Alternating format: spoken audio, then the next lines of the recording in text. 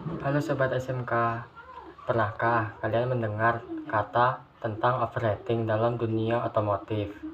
Nah, overheating itu sering disebut di mana sistem pendingin tidak berfungsi dengan baik, sehingga panas pada mesin kendaraan akan masuk dalam kabin kendaraan.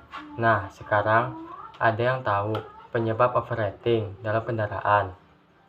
Mari kita cari jawabannya. Penyebab overheating sendiri ialah panas berlebih pada mesin kendaraan, bisa menyebabkan kegagalan kinerja mesin, bahkan lebih fatal lagi, yaitu kerusakan komponen-komponen vital mesin akibat tumbukan, gesekan, atau benturan. Identifikasi terjadinya overheating dan beserta komponen utamanya beserta fungsinya. Komponen yang mempengaruhi panas mesin, dari yang paling ringan hingga komponen yang paling berat. Yang pertama, 1. Tutup radiator, radiator kap rusak. Radiator kap berada pada bagian atas. Radiator berfungsi untuk memelihara tekanan di dalam radiator agar tidak sampai mendidih atau menguap. Yang kedua, sensor temperatur rusak. Jika sensor suhu ini mengalami kerusakan, maka sinyal tidak dapat dikirimkan dengan tepat ke ECM atau ECU untuk dapat menyesuaikan proses yang terjadi pada mesin sehingga mencegah terjadinya overheating. Berfungsi untuk mengirimkan sinyal suhu pada ECM atau ECU. Yang ketiga, sirip radiator tersumbat. Biasanya disebabkan oleh benda-benda kecil semacam serangga, kerikil, dan lain sebagainya, atau sirip pendingin penyok sehingga dapat menyebabkan terjadinya overheating pada mesin. Yang keempat, kipas radiator rusak. Kipas radiator terletak di belakang radiator, berfungsi untuk membantu dalam aliran udara dari radiator melintasi sirip-sirip radiator, sehingga proses pelepasan panas dari radiator keluar dapat berjalan lancar dan maksimal. Cepat kipas radiator tidaklah terlalu tinggi atau tidak terlalu dibutuhkan karena beberapa mesin mobil modern secara otomatis tidak berputar mati.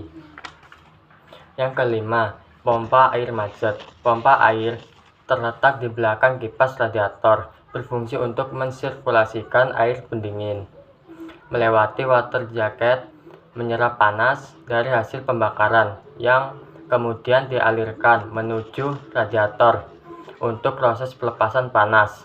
Periksalah pompa radiator dari kemungkinan terjadinya kerusakan pada gasket atau korosi. Yang keenam, termostat macet. Termostat berada pada sekitaran aliran air pendingin yang terdapat pada bagian atas atau bawah pompa air.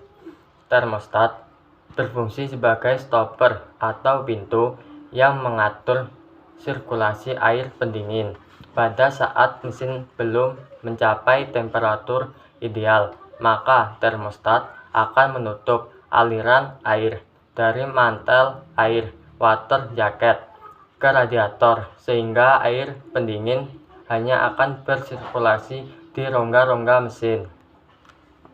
Selanjutnya, jika temperatur mesin mencapai suhu ideal, maka termostat akan membuka dan mengalirkan air pendingin menuju radiator. Bahkan, tidak hanya overheating yang mengalami kerusakan pada sistem pendingin, melainkan ada beberapa komponen yang mengalami kerusakan yang terlihat simpel namun tidak kita sadari. Di antaranya seperti 1.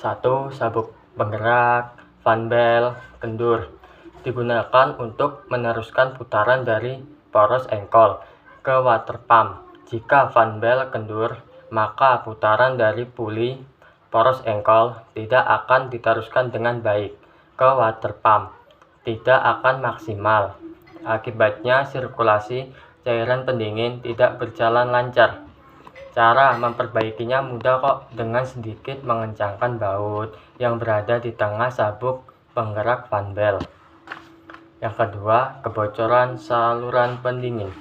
Saluran ini sangat rawan mengalami kebocoran, terutama pada sambungannya yang hanya diikat oleh menggunakan klem. Hal ini bisa disebabkan oleh cairan pendingin panas, maka volume air bertambah dan terjadilah kompresi, tekanan naik, dan kemudian menyusut lagi saat mesin berhenti bekerja, sehingga saluran pendingin kembang kempis, mengembang saat panas dan menyusut saat dingin.